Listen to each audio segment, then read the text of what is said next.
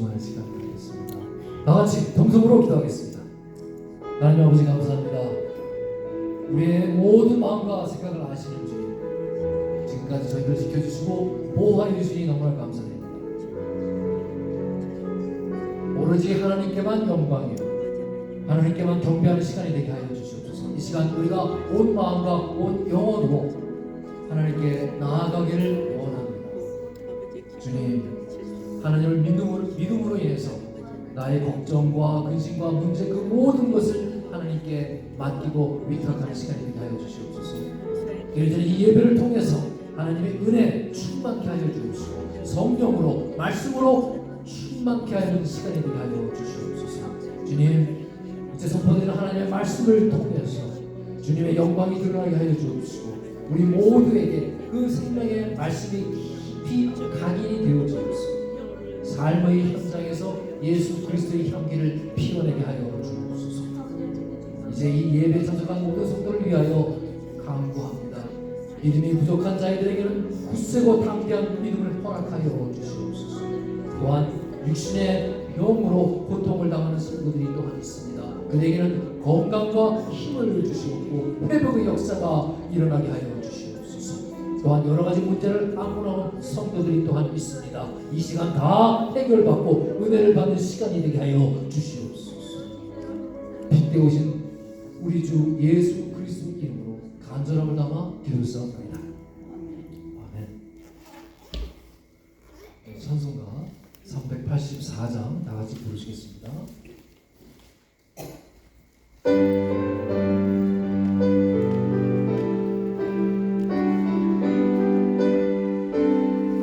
나의 발길 나감으로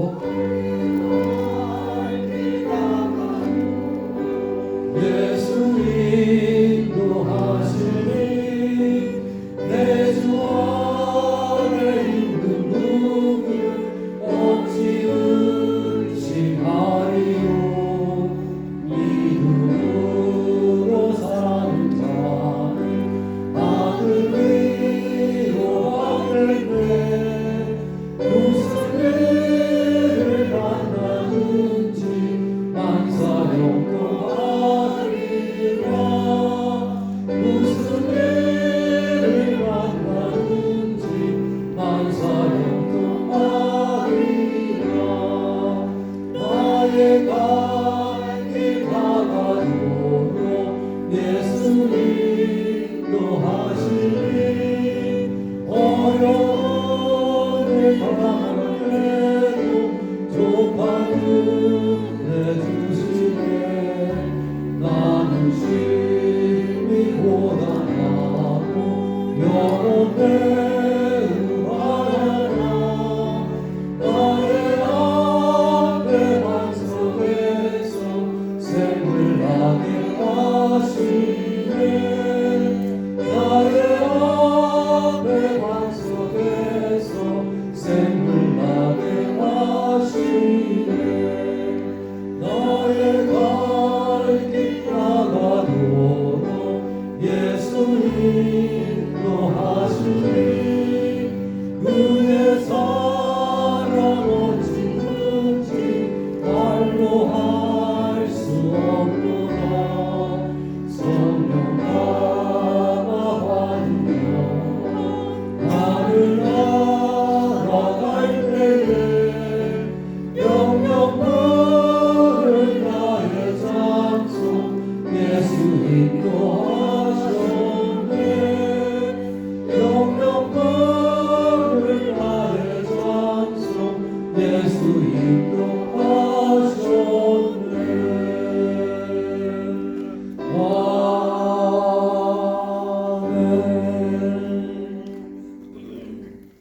우리 성기선 지사님께서 오늘 예배를 위해 기도해 주시겠습니다.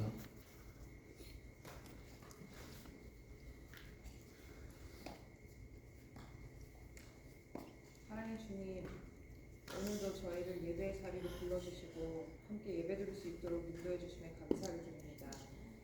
살아가면서 때로는 앞이 보이지 않는 안개 속을 걷는 것처럼 막막하고 외롭고 두려운 순간들을 만날 때가 있었습니다.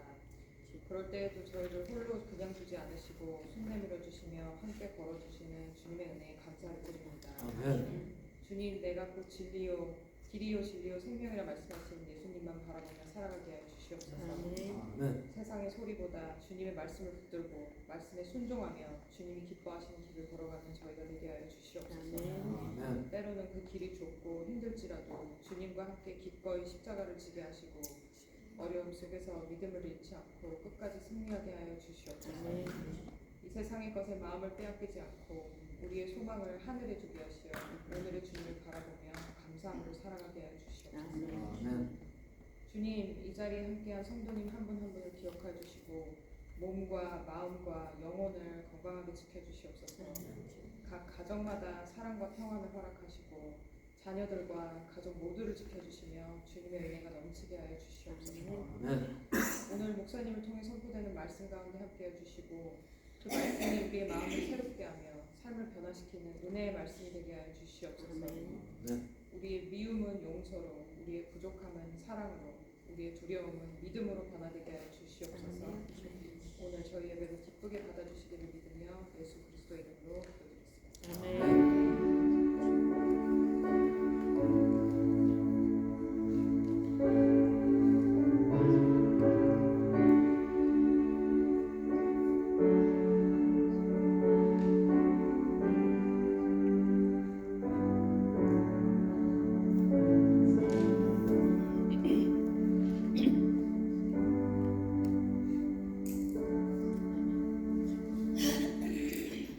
네, 기도 감사드립니다.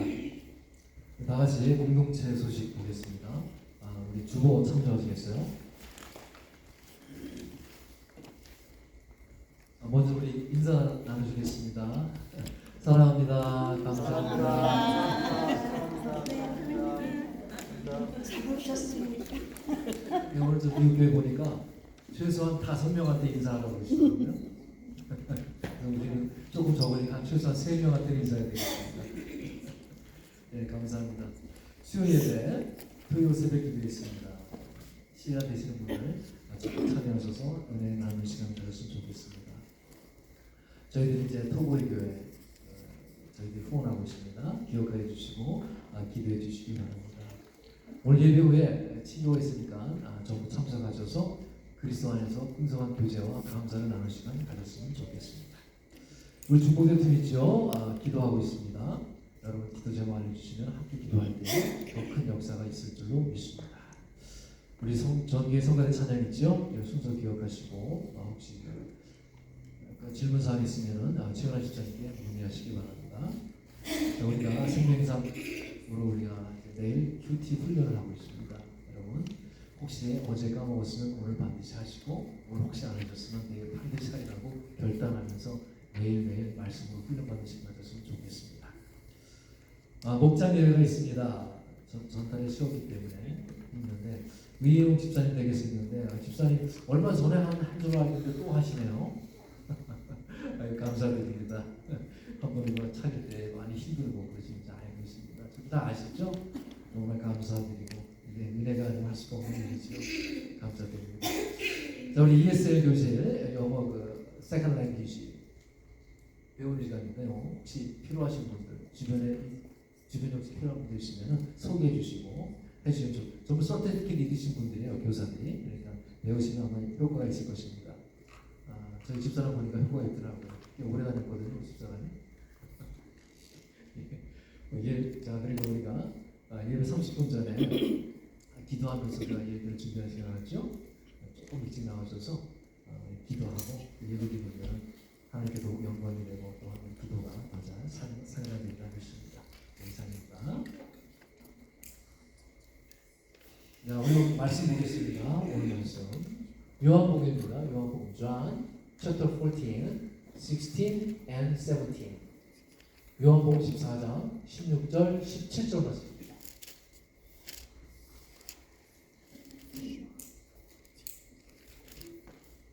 제 성경책은 신약성경 176쪽입니다.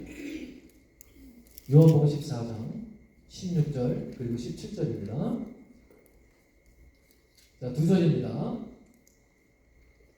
먼저 분독해 주시고 제가 읽겠습니다. 그렇게 해서 2번 반복하겠습니다. 자, 읽겠습니다. 시작.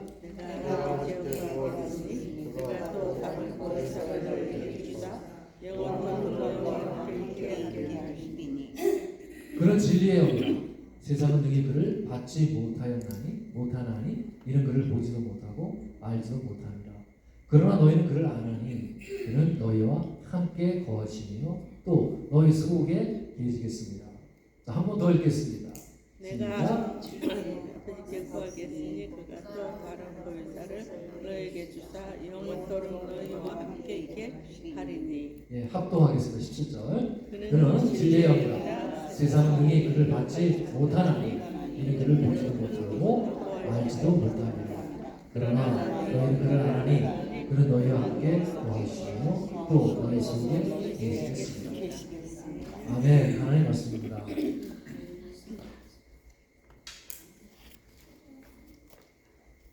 성가대 찬양 읽겠습니다.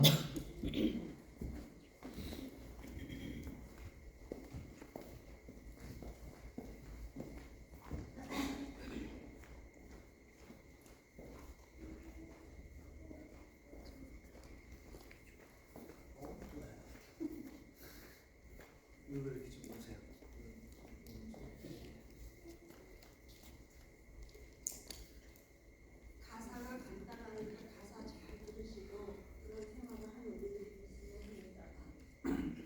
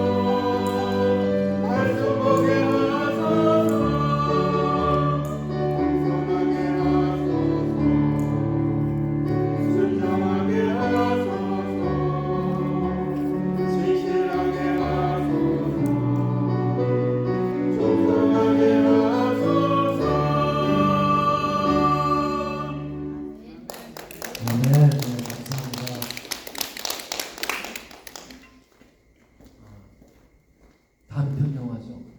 민우 씨 오는 날 보셨습니까? 한 50분 정도 하는 영화예요. 짧은 영화인데 이 영화는요, 전쟁, 6.25 전쟁이겠죠. 전쟁과 분단으로 사랑하는 사람과 헤어진 한 여인의 오랜 기다림을 그리고 있는 영화입니다. 이 주인공 연희는 한 가지 기다림이 있었어요. 바로 민우 씨가 집에 돌아오는 날입니다. 여느 때같이 아침에 출근한 민우 씨가 돌아오지 않는 거예요. 연희는 민우 씨가 좋아하는 음식을 준비하고 집안을 정돈합니다. 오늘은 혹시 그 사람이 문을 열고 들어오지 않을까라고 애타게 기다립니다. 그 기다림이 하루나 이틀이 아닙니다. 전쟁으로 인해서 이렇게 헤어지고 이후 수십 년 동안 이어진 그런 간절한 기다림입니다. 세월을 흘러갔고 연희는 늙어갔습니다. 조금씩 기억도 희미해져 갑니다. 그런데 이 연희의 마음속에는 딱 한 가지 기억만큼 지워지지 않는 거예요. 민우 씨가 돌아올 것이다. 어느 날 어떤 사람이 와서 연희에게 이제 평양에 갈 준비를 하라고 말을 합니다. 야, 살아있는 민우 씨를 내가 드디어 만나는구나 라는 소식이 들려왔기 때문이지요. 연희는 정말 설레는 마음으로 밥을 이제 준비를 하고 민우 씨를 만나러 준비를 합니다. 그런데 그 기다림은 또다시 이루어지지 않습니다. 그때 남북 이산 가족 상봉이 갑자기 취소가 되었기 때문이죠. 이 영화가 깊은 울림을 주는 이유는요, 단순히 한 여인의 어떤 슬픈 사랑을 보여주기 때문은 아닐 것입니다. 사랑하는 사람이 곁에 없다는 그 사실, 그 인간의 마음을 얼마나 깊은 외로움과 두려움 속으로 빠뜨리는지를 보여주는 영화이기 때문에 그렇습니다. 이 연희가 원하는 것은 어떤 거창한 것도 아니지요.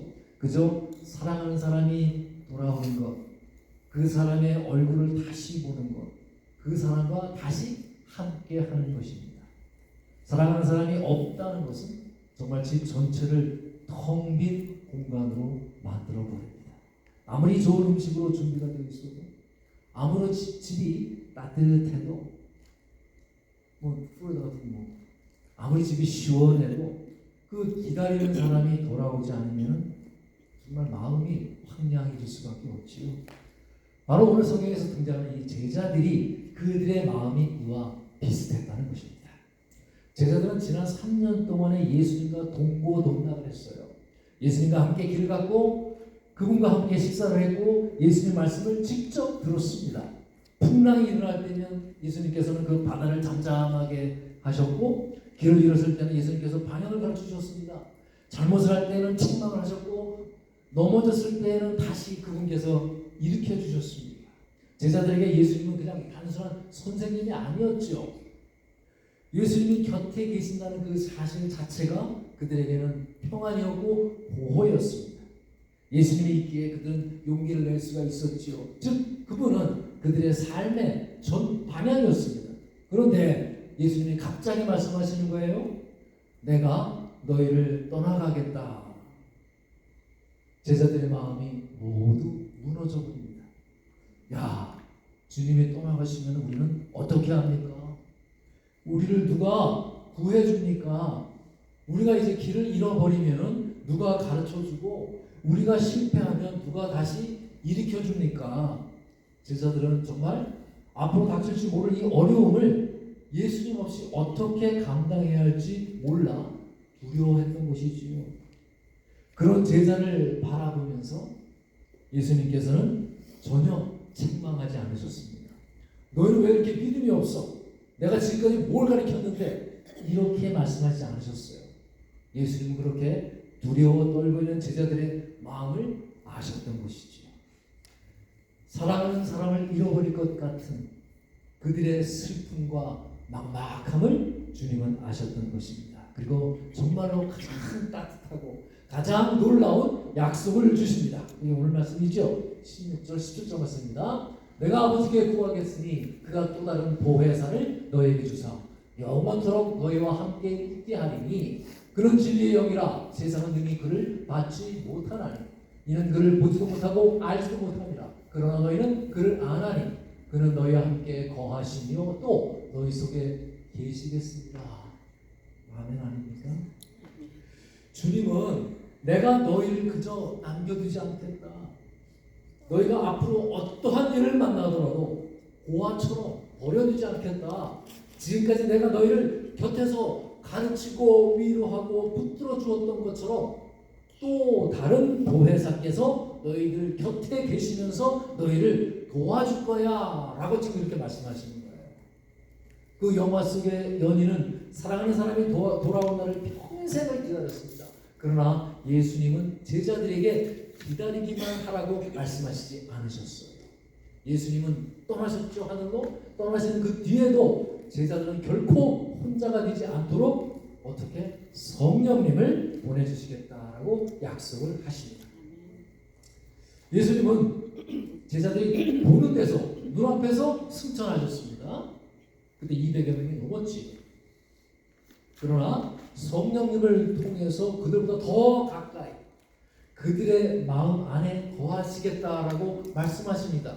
이 무엇이 되잖아요. 떠나시면서 거하겠다라고 했어요. 사랑하는 성도님 여러분, 오늘날 우리에게도 똑같은 약속이 주어졌다는 것을 기억하십시오. 우리는 때때로 그 영화 속의 연인처럼 누군가를 간절히 기다립니다. 나를 이해해 줄 사람, 나의 그 외로움을 알아주는 사람, 내 손을 붙잡아주는 사람을 기다립니다. 그러나 여러분, 아무리 사랑하는 사람이라 할지라도 언제나 우리 곁에 있을 수는 없지요. 부모도 언젠가는 떠납니다. 남편도, 아내도, 자녀도, 친구들도 내 모든 외로움을 채워줄 수가 없습니다. 그러나 예수님께서는 우리에게 영원히 떠나가지 않는 한 분을 보내셨습니다. 그분이 바로 보혜사 성령님이라는 거예요. 예수께서는 자기 백성을 고아처럼 버려두지 아니하시고 또 다른 보혜사 성령님을 보내시어서 영원히 우리 곁에 계시겠다, 우리를 도와주겠다라고 말씀을 하십니다. 오늘 우리가 이 본문을 정확하게 이해하기 위해서는요, 먼저 예수님이 말씀하신 이 중요한 두 개의 단어를 여러분이 이해할 필요가 있습니다. 첫 번째는 보혜사입니다. 영어로 보니까 카운슬러라고 번역했더라고요. 파라클레토스, 보혜사. 이 단어는 파라라고 하는 뜻, 즉 곁에라고 하는 뜻과 칼레오라고 하는 부르다라는 뜻의 그 합성, 두 단어가 합쳐진 것입니다. 즉 도움을 주기 위해서 곁으로 불러내다, 부름을 받은 자다라고 하는 뜻이에요.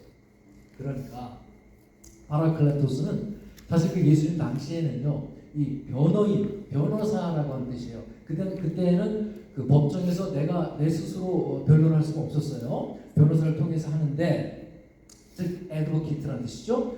그 변호사의 의미만을 가지고 있지 않습니다. 즉 피고가 위기에 처해 있을 때 곁에 서서 법적인 변호를 해줄 뿐만 아니라 억울함을 항변하고 또 옆에서 격려하고 위로하고 또 필요한 물자를 공급해주고 위로하는 아주 전천후 변호인이자 위로자이자 조력자라고 하는 뜻입니다.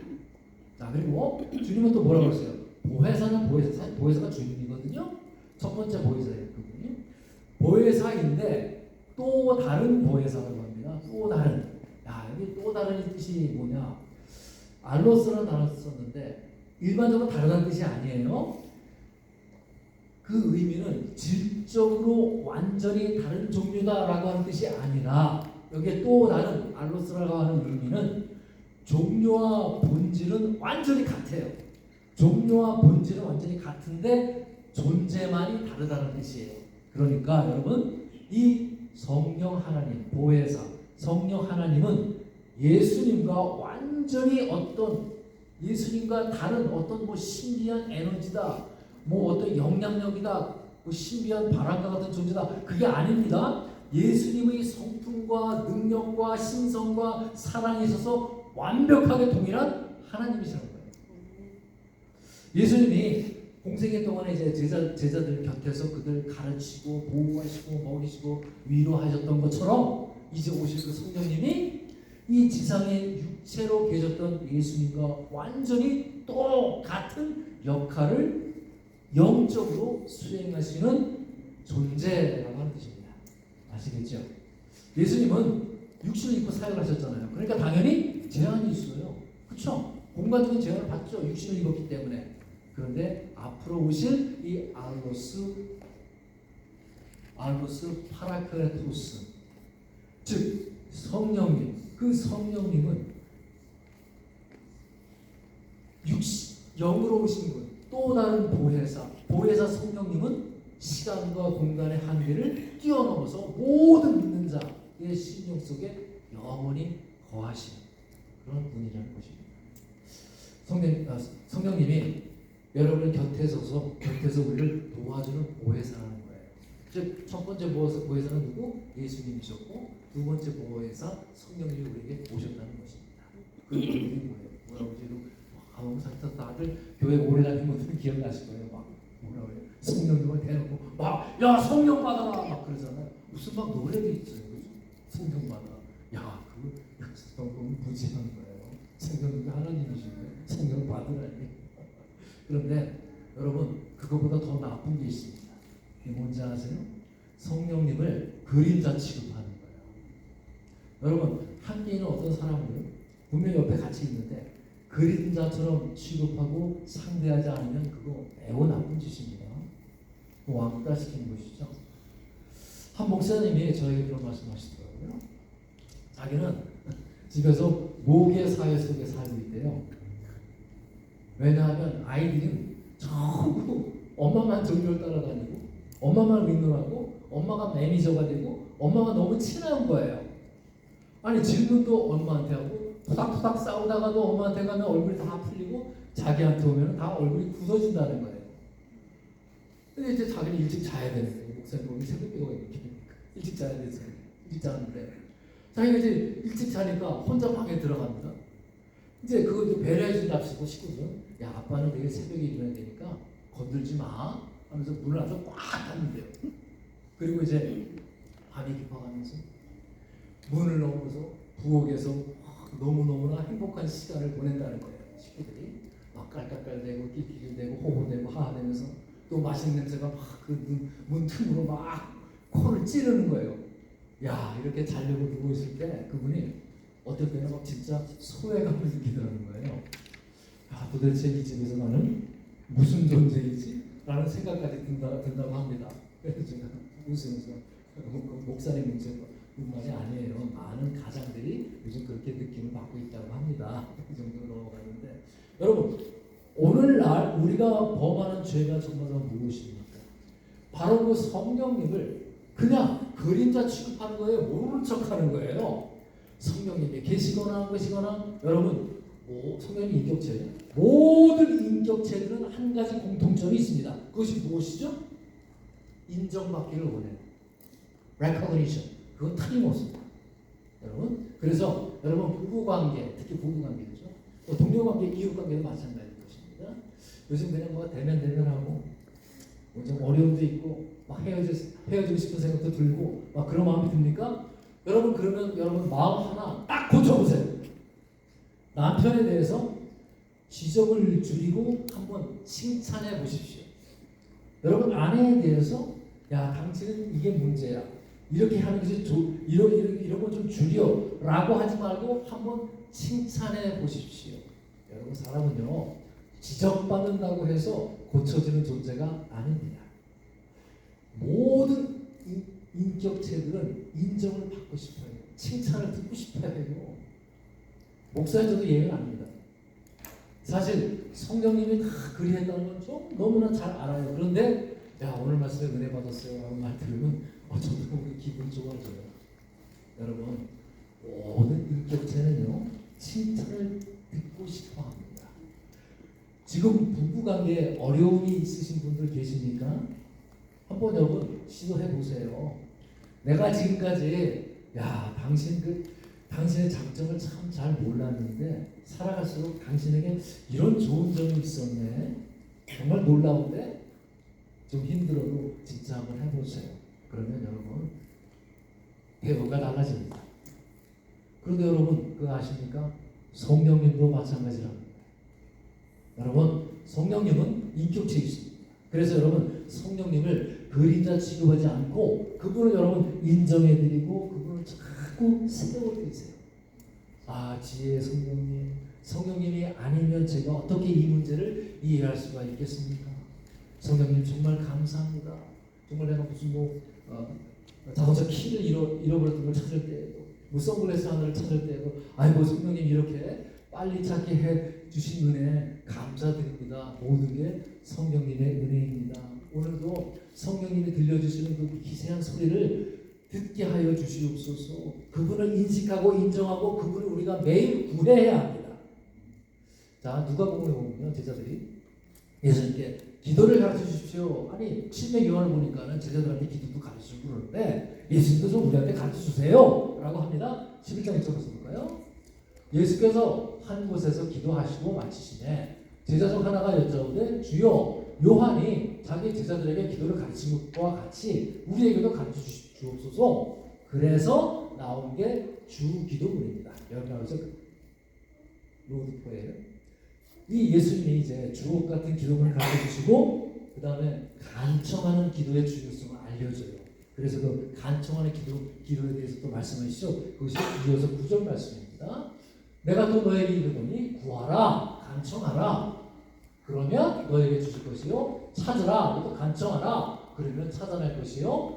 문을 두드리라, 이것도 간구하라. 그러면 너에게 열릴 것이니. 이러면서 간청하는 기도의 중요성을 말씀하셨어요. 그리고 이어서 매우 중요한 말씀을 하십니다. 고전에서 그 말씀이셨죠. 그러면서 이제 이해를 돕기 위해서 야, 너희들이 아들이 생선을 달라고 하는데 뱀을 주겠냐? 너 아들이 알을 달라고 하는데 전갈을 주겠느냐? 그렇게 말씀하시죠. 그리고 매우 중요한 말씀을 이어서 하십니다. 13절 말씀이세요. 너희가 악할지라도 좋은 것을 자식에게 줄 줄 알거든 하물며 너희 하늘 아버지께서 구하는 자에게 성령을 주시지 않겠느냐 하시니라. 이와 똑같은 사건들은 마태복음 말씀이에요. 7장 11절 말씀. 너희가 악한 자라도 좋은 것으로 자식에게 줄 줄 알거든 하물며 하늘에 계신 너희 아버지께서 구하는 자에게 좋은 것으로 주시지 않겠느냐. 여러분 지금 주님이 뭘 지금 강조하고 계시는 거예요? 이 기도에 관해서 길게 말씀하시면서 뭘 지금 굳이 강조하고 있습니까? 지금 너희들이 자녀들이 취직이 안 된다고 해서 고민하면서 열심히 하나님께 뜨겁게 기도를 한다. 그래서 취직이 되는 것도 참 좋은 일이야. 너희가 큰 병에 걸려서 투병 생활을 하는데 병 고침을 위해서 간절하게 기도하면서 그 기도가 마침 응답을 받는 일이 얼마나 좋은 일이야. 그런데 말이야, 그런 좋은 것 중에서도 가장 좋은 것은 무엇이다? 성령님을 구하라는 것입니다. 왜 그렇죠? 성령님은요, 무엇 하나를 해결해 주신 분이 아니라 나의 곁에 계셔서 나를 계속 도와주는 분이시기 때문에 그렇다는 것이죠.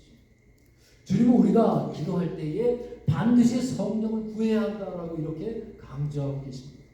그리고 성령님은 어떤 신비로운 어떤 존재가 아니라 그분은 제자들이 예수님을 육신적으로 만나서 교제한 것 이상으로 우리 가까이에, 아니 인격적으로 우리와 교제하시는 분이시다는 것이죠. 그래서 성령님이 우리 안에 내주하고 계시고 우리와 함께 친밀한 교제가 이루어지면 어떠한 외로움도 그 문제가 해결되어진다는 것입니다. 자, 보혜사 성령님이처럼 우리에게 실제적인 도움을 주십니다. 자, 어떻게 도우십니까? 먼저 말씀드렸다시피 먼저 성령님은 외로움 속에서 우리를 도우십니다. 그리고 사람들에게 이렇게 둘러싸여 있으면서도 우리 참 외로울 때가 많이 있지 않습니까?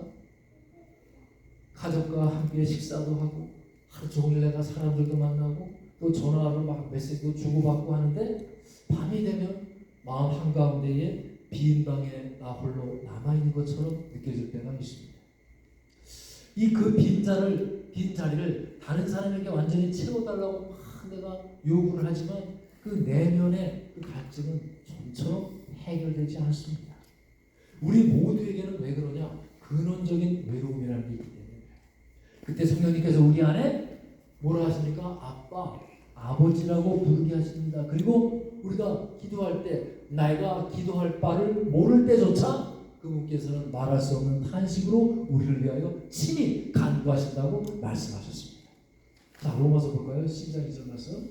너희는 이 세대를 본받지 말고 오직 마음을 새롭게 함으로 변화를 받아 하나님의 선하시고 기뻐하시고 온전하신 뜻이 무엇인지 분별하도록 하라. 예. 그 다음으로 성령님은 또 어떠한 우리에게 도움을 주십니까? 우리의 무지와 우리의 혼란 속에서도 우리를 도우신다는 것이다. 사실 우리는 무엇을 선택해야 좋을지 모를 때가 얼마나 많이 있습니까? 아니 우리는 자녀에게조차도 무슨 말을 해야 할지 모를 때가 있어요. 또 그리고 사람들과 갈등 속에서 우리는 내가 입을 닫아야 될지 말을 해야 할지 모를 때가 있겠죠. 내가 지금 섬기고 있는 이 직장을 옮겨야 할지 아니면은 머물러야 할지 판단하지 못할 때가 있습니다. 이때 성령님의 인도를 구하는 것은 내 머릿속에 갑자기 들어오는 어떤 음성을 기다린다는 뜻하지 않으시요. 성령님께서 지으신 그 말씀, 성경이 있죠. 그 말씀을 읽는 것입니다. 내가 기도하면서 나의 욕망을 살펴보는 것입니다. 우리 공동체의 지혜로운 원면과 그 말씀을 내가 겸손하게 듣는 것입니다. 자, 여러분, 하나님의 섭리 가운데는 책임 있게 판단하는 것입니다. 성령님은 정말 이제 우리의 생각을 새롭게 하십니다. 우리의 책임을 대신 져주는 것이 아니라 우리가 그 책임을 감당할 수 있도록 힘을 주십니다. 그러므로 성령님의 인도하심을 받는 사람은 겸손하게 그 말씀을 살피고 자신이 그 욕심이 혹시 하나님의 뜻으로 위장된 것은 아닐까라고 살피는 것이죠. 여기서 보고 에스겔 말씀이죠. 에스겔서 11장 19절 말씀. 내가 그들에게 한 마음을 주고 그 속에 새 영을 주며 그 몸에서 돌 같은 마음을 제거하고 살처럼 부드러운 마음을 주어. 여러분 또한 성령님은요 우리에게 그 완고한 마음을 부드럽게 하신다고 합니다.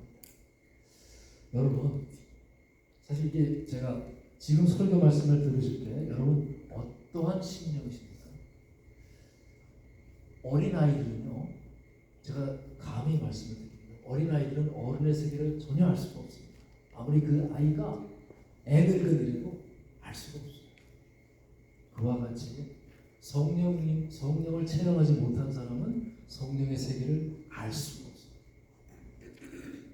성령의 세계를 체험한 사람은 성령을 체험하지 않은 사람의 삶을 알 수가 있습니다. 왜 그렇죠? 어른은 그 아이의 삶을 알 수가 있잖아요. 왜요? 아이의 삶을 나는 살아보았기 때문에. 똑같은 거예요. 성령을 체험하신 사람은 성령님이 임하신 사람은 임하지 아니한 사람을 알아봅니다. 그래서 피 끓는 슬픔이 생기는 거예요. 긍휼한 마음이 생기는 거예요. 왜? 저자가 예수를 만나지 못하면 지옥불에 던져질 터인데 그걸 알기 때문에 슬픔이 생기고 긍휼한 마음이 내가 생기는 거예요. 그런 마음이 여러분 잃지 않는다면 여러분의 신앙을 깊이 점검해야 됩니다. 성령님이 임하지 않을 수도 있다는 말씀입니다. 누가복음에도 나오고 마태복음에도 나옵니다. 그 비유의 말씀이 뭐였어? 쭉정이와 알곡에 대해서 말씀하시죠.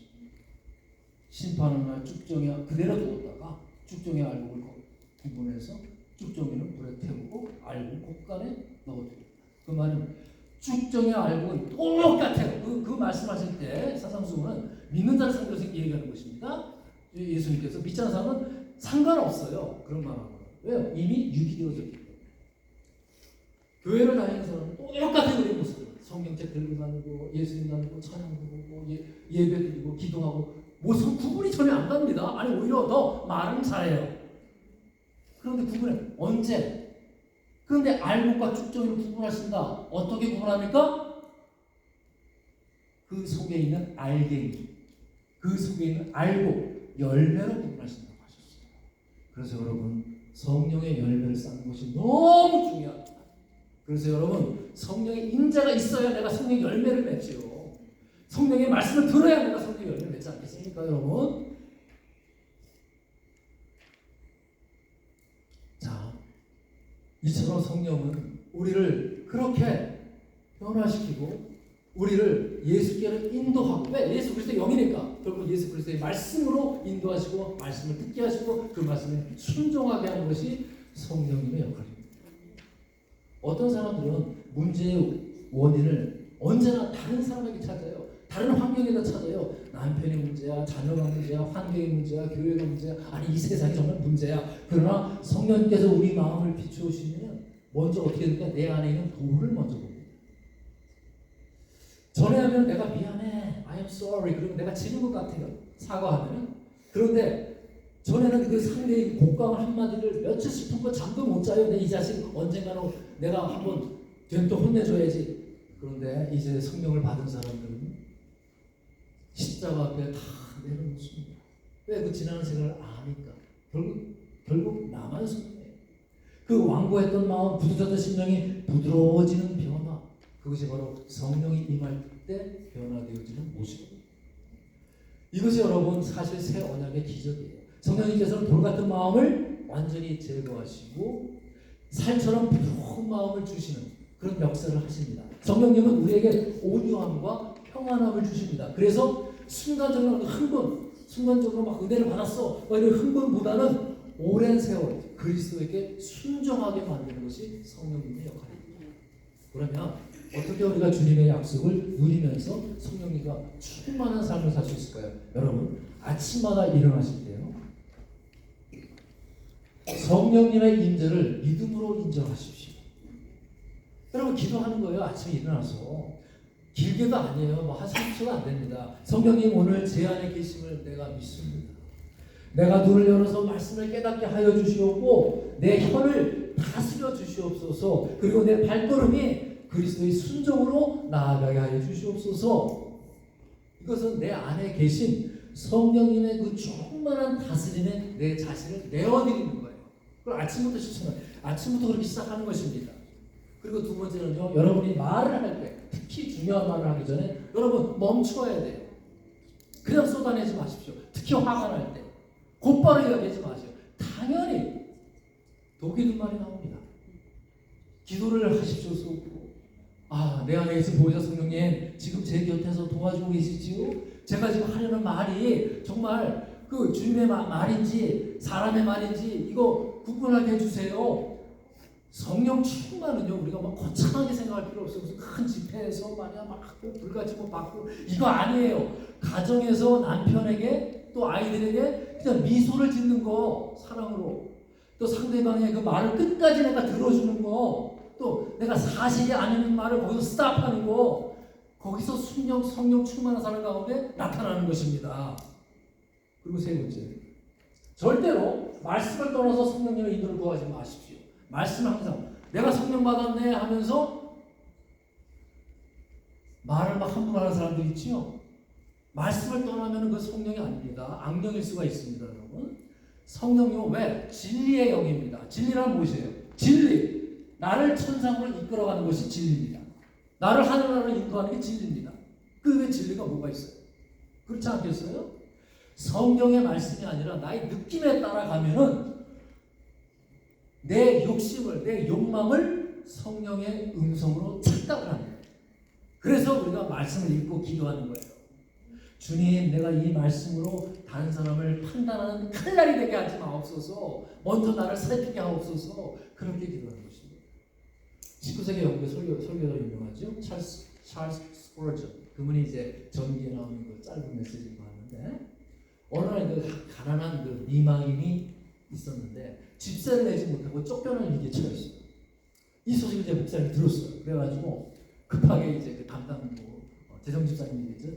재정 담당 분이시겠죠. 그분은 상의를 해서 마치 교회 구제헌금이 있습니다. 그래서 그 교회에 이제 의논을 하고 그 미망인의 집세를 대신 내어주려고 돈을 두고 그녀를 찾아갔습니다. 집에 문을 두드려 쾅쾅쾅 두드렸어요. 근데 목사님 문 밖에서 한참 동안 문을 두드렸는데 집 안에서 아무런 응답이 없는 거예요. 분명히 안에 소리가 나는 걸 들었는데 문이 열리지 않습니다.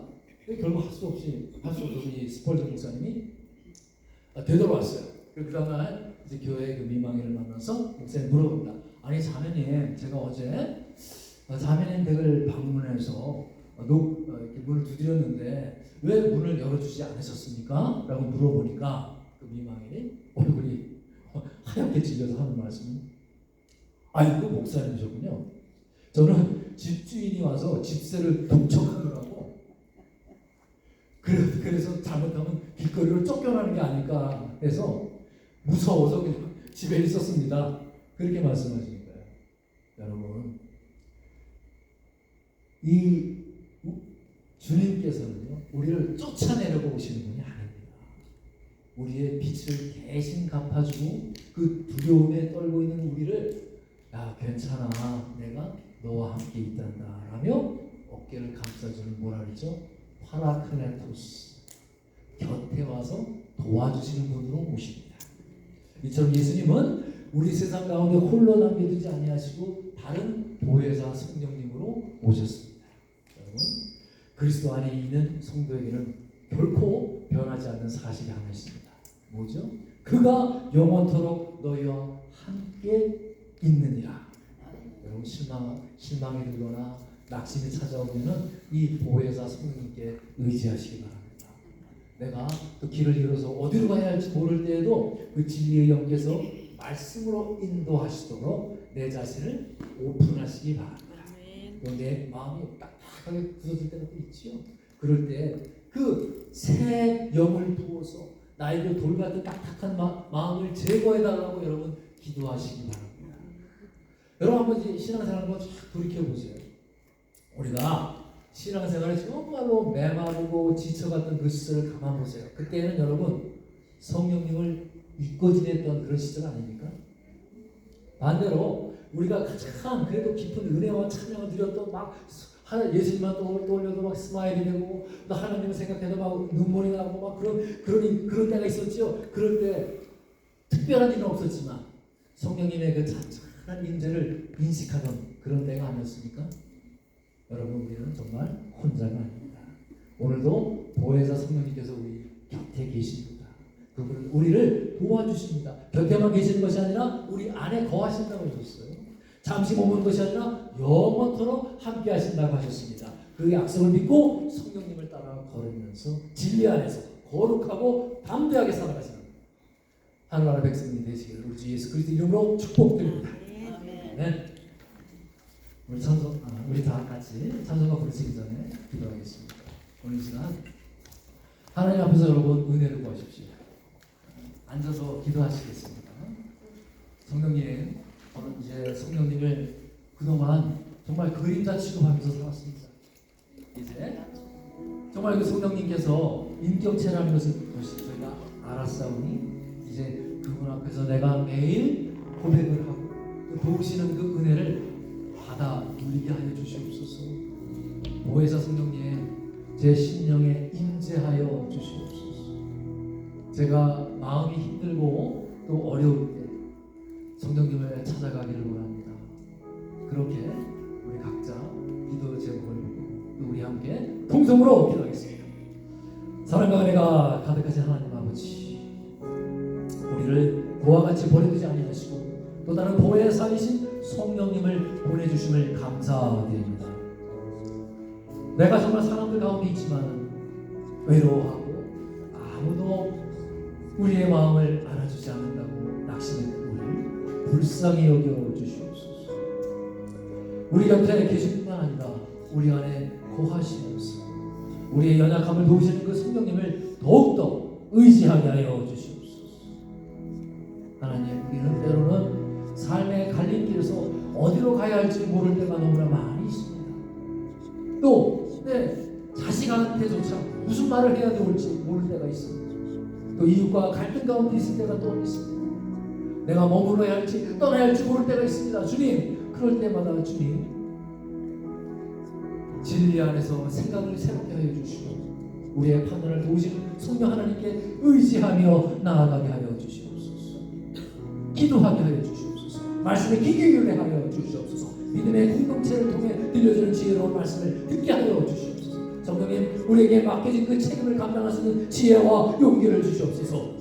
내 속에 있는 이 고집덩어리 완고함을 부드럽게 하여 주옵소서. 말과 판단과 선택을 통해서 하나님의 성품, 예수 그리스도의 성품이 나타나게 하여 주시옵소서. 그 성령의 열매를 인해서 주님만을 따라가는 알곡이 되게 하여 주시옵소서. 이 모든 것 우리 주 예수 그리스도 이름으로 기도합니다. 다 같이 일어서서 183장이죠. 찬송가 부르시겠습니다. 빈들의 마른 풀같이 183장입니다.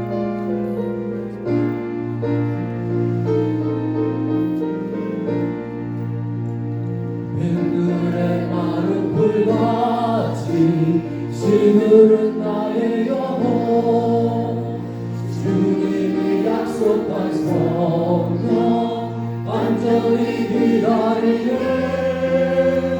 아무런 메마른 땅에 단비를 내리시는 성령의 단비를 부어 새 생명 주옵소서 반가운 빗소리 들려 산천이 춤을 추네 공비로 내리는 성령 내게도 주옵소서 아무런 메마른 땅에 단비를 내리시는 성령의 단비를 부어 새 생명 주옵소서 절 따라 우노를 내려 조목이 무성하니 발급한 내 심령 위에 성령을 부으소서 아무런 메마른 땅에 단비를 내리시는 성령의 단비를 부어 새 생명 주옵소서 참되신 사랑의 언약 먹일 수 있사오랴 오늘의 흡족한 은혜 주실 줄 믿습니다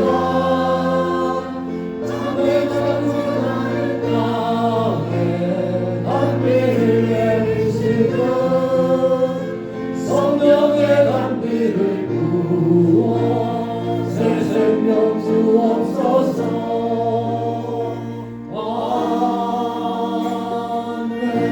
아멘. 사랑과 은혜가 풍성하신 하나님 아버지 우리 생명과 건강과 일용할 양식을 주시고 또한 저희들이 일할 수 있는 힘과 모든 필요를 채워주시면 감사드립니다. 모든 것이 하나님 아버지로부터 왔음을 고백합니다. 그리하여 저희들이 감사와 마음으로 예물을 올려드립니다. 그 드리는 손길이 위에 기쁘게 박아주시옵소서. 물질이 그곳에 마음도 있다 하셨사오니 정말 하나님 나라를 먼저 구하는 청지기의 사명을 살게 하여 주시옵소서. 그리할 때 그 모든 것들이 주님에 따라 모두 합당하게 이루어지리라 하시옵소서. 우리 모든 성도들이 가정과 일터와 사업장을 지켜주옵소서. 수고하는 그 손에 복의 복을 더하여 주시옵소서. 또한 경제적인 어려움에 처해 있는 가정이 있습니다. 필요한 길을 열어주시옵고 또한 병든 이들이 있습니다. 그들에게 치료를 하여 주옵시고 낙심한 이들이 있습니다. 그들에게 위로함을 부어주시옵소서. 또한 우리가 그 받은 복을 이웃과 나누며 선한 일에 부요한 성도들이 되게 하여 주시옵소서. 주님 또한 세계 곳곳에서 수고를 마다하는 복음을 전하고 있는 그 선교사님들 위해 기도하게 하여 주시옵소서. 그들을 모두 성령 충만하게 하여 주시옵고 영육간에 강건하게 하여 주시옵소서. 그들의 가정과 자녀를 지켜주시옵고 그들에게 필요한 재정을 넉넉히 채워주시옵소서. 드려지는 예물이 이 복음과 선교에 지혜롭게 사용되게 하여 주옵시며 이 모든 것 우리 주 예수 그리스도 이름으로 기도했사옵나이다.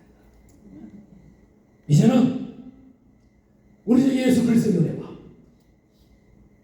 우리를 고와 같이 버리지 아니하시고 끝까지 사랑하시는 하나님 아버지의 크신 사랑과 우리 곁에 계실 뿐만 아니라 우리 안에 거하시며 모든 진리 가운데로 인도하시는 보혜사 성령님의 역사하심 세상의 소리보다 하나님의 말씀에 귀를 기울이며 삶의 모든 선택 가운데 성령님의 지혜와 인도하심을 구하기를 결단하는 이 자리에 머리 숙인 모든 하나님의 백성 머리 위에 교회 위에 지금부터 영원까지 함께 계실지어다.